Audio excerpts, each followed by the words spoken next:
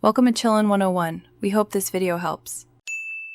You start by confirming the exact standard clip size and why it matters. Fit prevents slippage. Once confirmed, put on safety glasses and hold the object steady on a flat surface.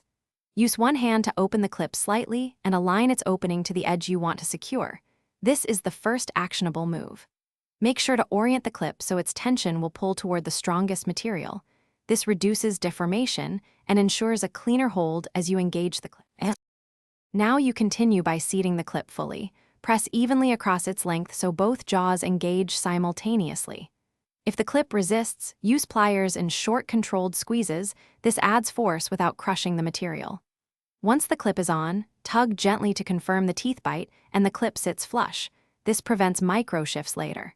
If the fit feels loose, reposition slightly toward thicker material, because a marginal change in placement can transform a temporary hold into a permanent secure bond.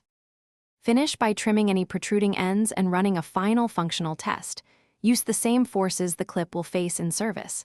If the clip holds under that test, you're done. Clean the area and document the clip size for future repeats. If it fails, don't panic. Make one diagnosis at a time. First, try a bigger standard clip. If that still fails, add a thin backing plate to increase surface area. This single troubleshooting step solves most slip problems quickly. Thanks for watching. Consider subscribing if we helped you.